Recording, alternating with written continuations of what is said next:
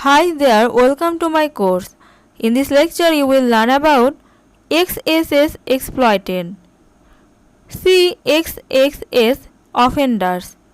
Cross-site scripting attacks can do more than just steal credentials or spy on a user. They can also be used to defame or attack a person's reputation.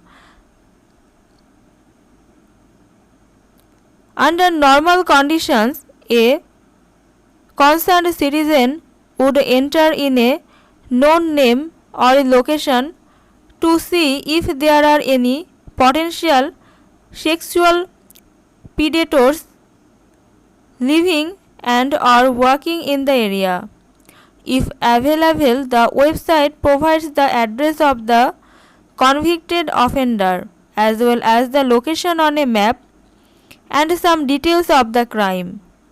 This type of website is a great resource for concerned parents, but the information has been known to cause the community backlash against listed offenders. As a result, this kind of site must be responsible to not only protect the offenders who have served their time, but also prevent the innocent from becoming an unsuspecting victim. Unfortunately, as you will see, it is almost trivial to create false content within this site that could seriously harm a person's character. Let us take a look at the familywatchdog.us site to illustrate. This figure provides a screenshot of the main search page. A user simply types in their search criteria and hits the search button to gain access to the information listed in the figure. When the button is clicked, data is posted to a slownamelist.asp page that searches a database and lists the matching offenders. Since this XSS example is through a post method only, a malicious person would have to use a post redirect or flash script to facilitate the attack.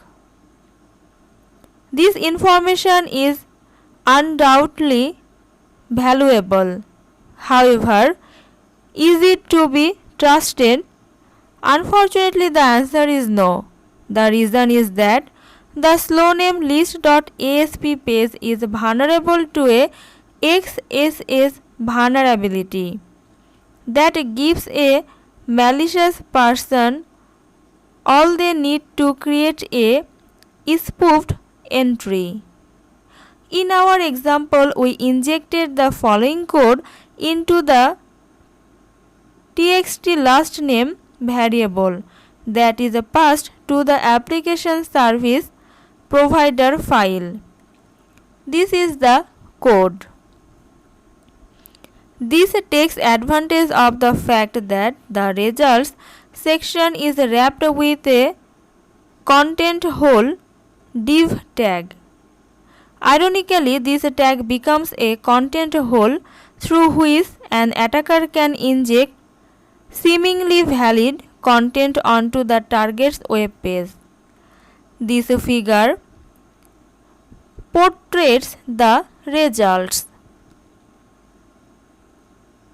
To further support the accuracy of the results of the spoofed results, the name field is a hyperlink that normally takes the user to a picture and details of the sexual offender.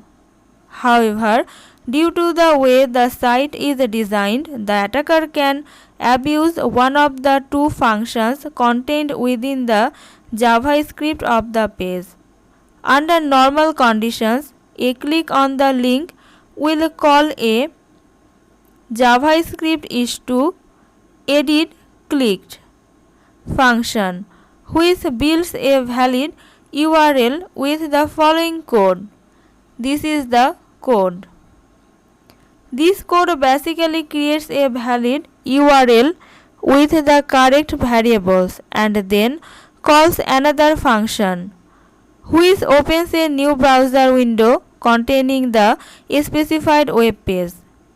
However, if an incorrect offender ID value is specified, then the page returns with a message of the offender information is being updated.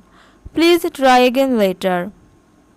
The second way an attacker could create a valid looking offenders details window is to call the window opener function directly and specify the URL that is to be loaded in the new window.